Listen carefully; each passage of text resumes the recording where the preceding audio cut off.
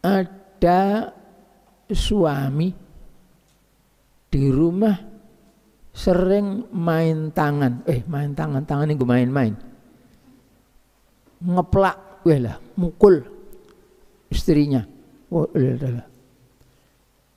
Kalau ada kesalahan diingatkan oleh istrinya, suaminya bentak-bentak nih, apa?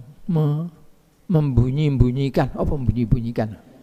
Bahasa Jawane ngonek-onek nih. Katanya kamu goblok, ndak punya ilmu, bojo gak sekolahan, ora ayu. Waduh.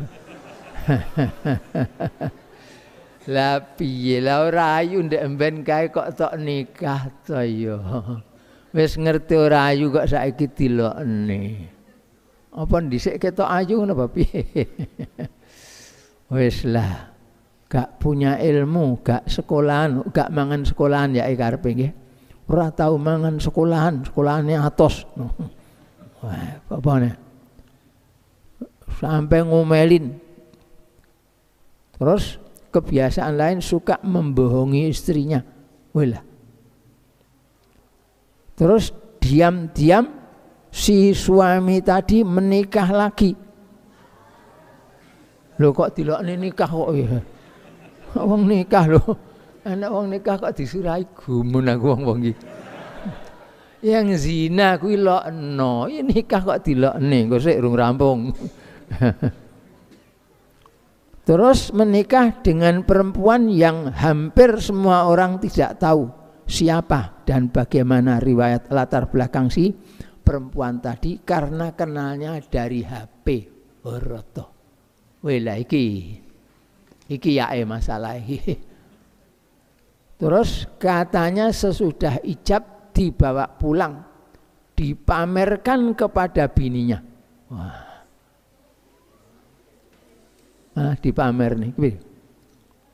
Kalau baik dipamerin tidak apa-apa. Ini nemu bojo ning ndi? Ngeten iki enten bojone ten jero ini. Kok nemu dari HP jare. Tak ingak-inguk metune kok ngendi? Kok nggen pendetan iki ya nggih. Iso metu bojo ngene. Subhanallah. Subhanallah. Aku ya bangetan men ya ora ngerti ngene iki bojone metune kok ngendi kene iki. Setelah beberapa bulan perempuan tadi minta uang warisan, warisan barang. Apa wis mati to sing lanang? Sing lanang mati ya kok uang warisan. Setelah dapat dia menghilang. Loh. Lah tukang sihir niki iso ngilang niki. Tidak kelihatan lagi. Terus suami itu juga tidak mengurusi sama sekali. Dibiarkan begitu, suaminya belum mati itu kok minta warisan. Terus setelah istri baru tadi tidak kelihatan,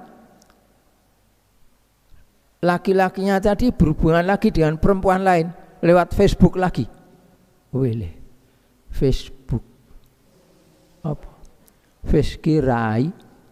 Buku apa buku rai apa rai ini buku yang ngapa to sing jenenge Facebook kuwi peralon ngoten ya kena nggih berhubungan ngoten niku. Terus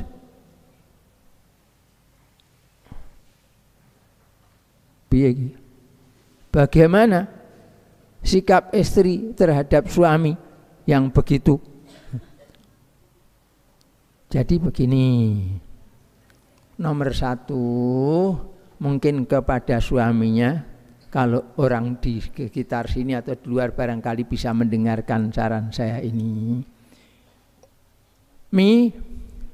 Pak suami, Anda punya tujuan hidup, saya menyangka kok begitu. Lalu apa tujuan hidup Anda? Kalau Anda bermaksud dengan pernikahan itu bermaksud baik, mengikuti sunnah Nabi Sallallahu Alaihi Wasallam, karena Nabi berbilang istri, diriwayatkan juga bahwa sebaik-baik umat ini adalah yang paling banyak istrinya, bukan yang paling sebenarnya paling banyak istrinya, paling banyak perempuannya. Nah, itu mungkin yang dimaksud oleh sebagian ulama itu adalah Rasulullah sallallahu alaihi wasallam karena yang paling banyak. Tapi bukan, ini umatnya kok. Umatnya berarti ya mereka yang bisa memimpin perempuan. Kalau tujuan kamu mengikuti sunnah Nabi, perlu kamu bertanya, apakah nabimu juga suka kawin cerai? Camkan ini. Jadi jangan berlindung kamu sok mau mengikuti sunnah Nabi, padahal sebenarnya maaf, kamu hanya ingin mengumbar syahwat kemaluan kamu, maaf. Rasulullah tidak menganjurkan seperti itu. Rasulullah dan para sahabat tidak pernah memamerkan kejantanannya, nafsu kebinatangannya, hanya sekedar untuk mengumpuli perempuan, bukan. Tapi mereka menjadi pemimpin, iya. Itu yang perlu dicamkan. Itulah sunnah Nabi sallallahu alaihi wasallam. Dan camkan, kalau Anda melakukan itu sebenarnya bukan niatan untuk mengikuti sunnah Nabi, untuk mengumbar hawa nafsu saja, lalu Anda mengatakan mengikuti sunnah Nabi, ada dua hal. Anda sudah berbohong dan Anda berbohong atas Nabi sallallahu alaihi wasallam, baik dengan ucapan maupun perbuatan. Anda mengatakan mengikuti sunnah Nabi padahal yang Anda lakukan bukan sunnah Nabi. Satu kebohongan. Lalu Anda melakukan dengan perbuatan itu menunjukkan seolah-olah itu sunnah Nabi padahal Nabi tidak. Anda berbohong atas nama Nabi sallallahu alaihi wasallam. Dosa besar. Camkanlah itu. Saya tambahkan sedikit bahwa tujuan pernikahan itu bukan sekedar untuk melampiaskan syahwat belaka.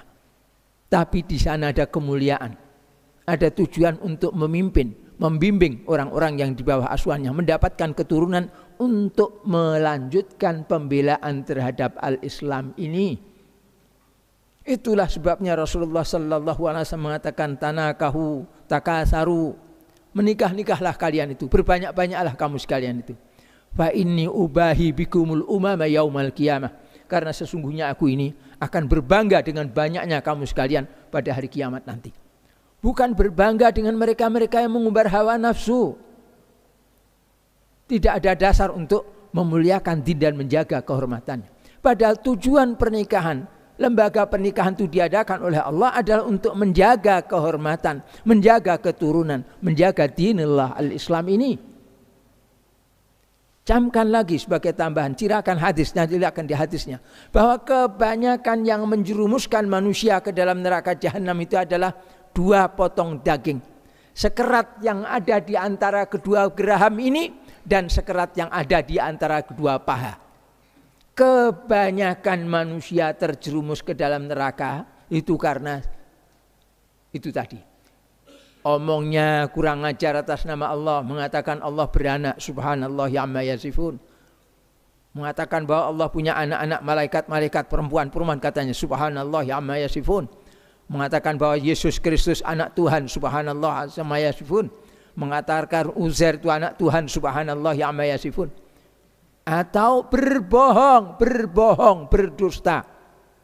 Rasulullah sallallahu alaihi wasallam mengatakan ala wa qauluz zur wa syahadatuz zur wa qauluz zur wa syahadatuz zur wa qauluz zur wa syahadatuz zur, sampai para sahabat mengatakan lau annahu sakata, aduh mbok sudah diam ya Rasulullah sallallahu alaihi wasallam ya, kok terus begitu. Karena apa? Itu bohong, dusta itu termasuk dosa yang sangat besar, kurang lebih sejajar dengan syirik. Di samping syirik, durhaka kepada orang tua, dan yang nomor 3 adalah berbohong atau menjadi saksi bohong atau omong bohong. Yang kebanyakan manusia mengabaikannya. Makanya Rasulullah SAW saya menekankan yang seperti itu. Mana ada sunnah seperti itu? Nikah cerai. Lebih dari itu bahkan diriwayatkan Rasulullah mengatakan la'anallahul mudawwikina wal mudawwiqat. Allah itu melaknati laki-laki yang suka incip-incip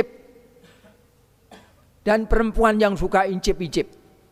Apa itu? Laki-laki kepengin mencicipi perempuan, alasannya katanya menikah, sekian bulan kemudian ditinggal, menikah lagi dengan sana, sekian minggu kemudian dicerai, yang nikah lagi dengan sana, dapat sekian hari dicerai, dan seterusnya dan seterusnya. Dia hanya mau merasakan kemaluan perempuan-perempuan itu, maaf. Itu adalah perempuan yang tidak bermoral, tidak mengikuti sunnah Nabi Sallallahu Alaihi Wasallam. Bohong kalau dengan perbuatan itu mau mengikuti sunnah Nabi Sallallahu Alaihi Wasallam. Jangan sampai nanti timbul pikiran mesum yang sesat, sebagaimana saya baca di koran ada waktu geger sibuk soal penutupan Gang Doli, pelacuran di Surabaya yang konon terbesar di Asia Tenggara, konon seperti itu. Saya sendiri lama di Surabaya, sampai hari ini belum ngerti posisinya Gang Doli itu jenis sebelah mana, tidak ngerti. Dan saya bersyukur kepada Allah. Nah, sekarang sudah tidak ada lagi, ketika pelacuran itu sudah dibubarkan. Pada waktu itu ada anggota DPRD yang menyarankan begini saja untuk jalan tengahnya, di depan-depan pelacuran itu siapkan saja qadhi, katanya Pak Naib, biar lagi menikahkan dulu. Pikirannya sampai kotor seperti itu, tidak mengerti syariat, mau ngatur-ngatur agama, mau ngakali syariat Allah Ta'ala. Dikira kalau sudah mau berzina, akad nikahkan dulu jadi halal karenanya. Tidak. Orang itu kepada niatnya. Wallah, seseorang mengumpuli istri tapi yang dia bayangkan adalah perempuan lain yang bukan istrinya, haram, dia berzina. Sebagaimana ada orang minum air, dia membayang-bayangkan yang dia minum tadi khamr, lalu dia mabuk. Ulama mengatakan dijilid dia, walaupun jelas yang dia minum tadi adalah air. Itu tidak boleh. Kalau Anda tidak tahu, tanya kepada ulama pewaris Nabi dan Rasul. Jangan bikin acara sendiri-sendiri. Demikian juga kamu menikah jadi mudzawikin, tukang icip-icip perempuan, nikah sana, syukur-syukur masih gadis yang dicari, habis itu dicerai, ganti lagi. Apa bedanya dengan pelacur? Orang yang melacur sana datang ke pelacuran untuk mencicipi perempuan-perempuan itu, memuaskan hawa nafsunya, seolah-olah dia sudah melakukan perbuatan yang halal. Itu juga begitu sebenarnya. Secara zahir kelihatannya menikah, tapi tujuan menikahnya bukan pernikahan seperti yang disunahkan oleh Rasulullah Sallallahu Alaihi Wasallam, tapi sekedar mengumbar hawa nafsu. Camkanlah hal ini. Mudah-mudahan berita ini, kalimat saya ini cukup. Saya serahkan kepada Allah. Jika Allah mengendaki memberikan petunjuk kepada yang bersangkutan, niscaya dia akan kembali ke jalan yang benar. Mudah-mudahan Allah menjaganya.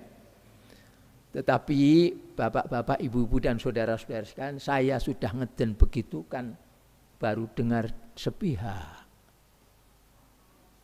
Baru dengar dari yang nulis ini, jangan-jangan yang nulis ini dari pihak ibu, kaum perempuan maksud saya.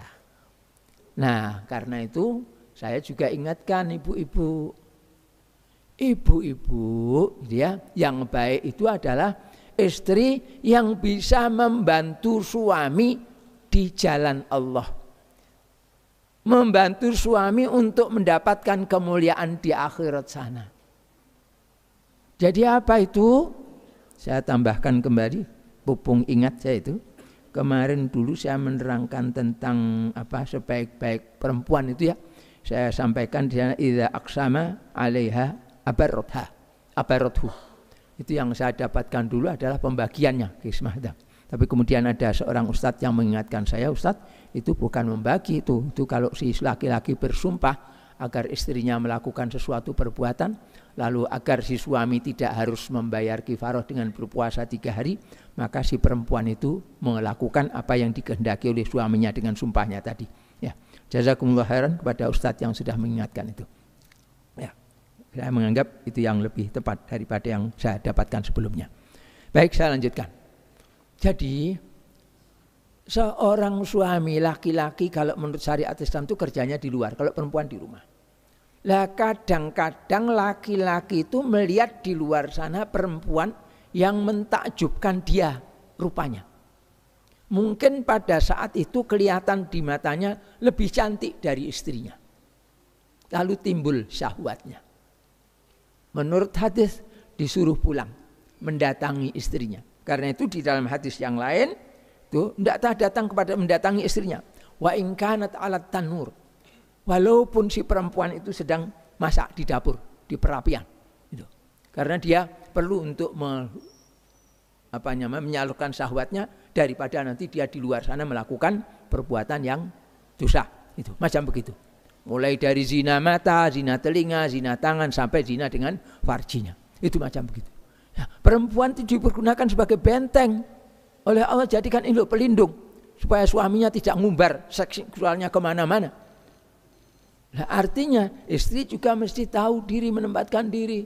Jangan jadi istri kemudian ngomong amburadul ndak karu-karuan, maaf rambutnya madul-madul, baunya badannya pesing, baunya kecing, baunya ndak karu-karuan, bajunya ndak pernah ganti, kamar tidurnya juga begitu, amburadul mungkin ada binatang-binatang di dalam situ, mungkin piara kucing berak di dalam kamar gitu ya, yang macam-macam. Kalau kamar kamu kotor, rumah kamu kotor, badan kamu kotor, baju kamu kotor, bau mulut kamu juga buruk, tidak ada. Lantas bagaimana suami akan senang kepada kamu? Ya lantas dia akan belakrak neng jobo, kata orang Jawa, bertingkah di luar sana. Jadi istri juga harus membantu si suami agar tidak berbuat yang macam-macam. Gitu. Nah, pada prinsipnya nanti at-thayyibatu lit-thayyibina wat-thayyibuni lit-thayyibat. Asal ayat itu adalah perbuatan-perbuatan baik itu pantas untuk orang-orang yang baik-baik, dan perbuatan-perbuatan jelek itu pantas untuk orang yang jelek-jelek.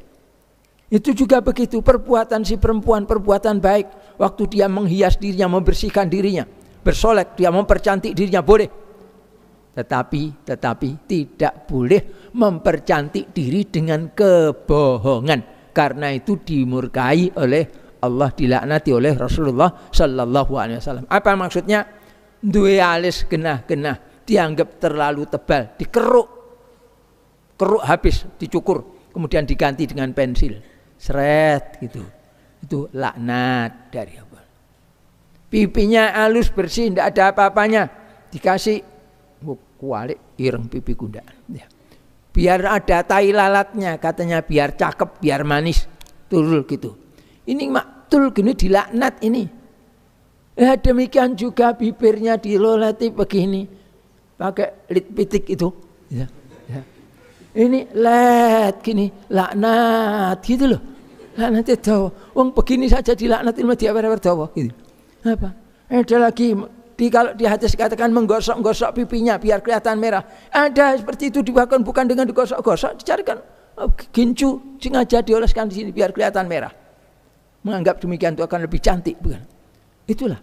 Itu kepalsuan tidak boleh dilakukan walaupun disuruh oleh suaminya, walaupun suaminya memintanya, walaupun suaminya tidak ridho kalau dia tidak melakukan begitu. Karena ridho Allah itu lebih patut diraih. Jangan sampai menjadi istri Abu Lahab. Suaminya celaka, dia membantu suaminya jadi ikut celaka. Kalau suamimu itu jahat, ibaratnya seperti Firaun, jadilah kamu seperti Asia. Di bawah pimpinan, di bawah tindasan, di bawah kekuasaan orang yang jahat, tetapi dia tetap beriman kepada Allah, tunduk patuh taat kepada Allah. Last but not least, kalau Anda memang sudah tidak sabar lagi berhadapan dengan suami seperti itu, minta cerai. Kenapa sih? Untuk keselamatan Anda di akhirat. Tujuan yang utama hidup kita itu adalah untuk mencari kemuliaan di akhirat sana. Kalau tidak bisa mendapatkan pemimpin yang bisa memimpin, bisanya cuma merusak, lebih membawa Anda kepada yang buruk. Lah kenapa Anda bertahan di situ? Oh, karena malu dengan tetangga, Anda malu dengan tetangga tapi lebih suka diri Anda binasa. Jangan. Kalau memang Anda melihat bahwa suami Anda sebenarnya tidak salah, tidak berlebihan, sebabnya adalah Anda sendiri, Ibu, perbaikilah diri Anda. Ya, ini sebagai imbangan dari apa yang saya sampaikan tadi soal si suami tadi. Mudah-mudahan Allah membenahi kita semuanya, bukan hanya yang itu semuanya, yang mana-mana yang salah dari kita diperbaiki sehingga kita semuanya mendapatkan belas kasihan dari Allah Ta'ala.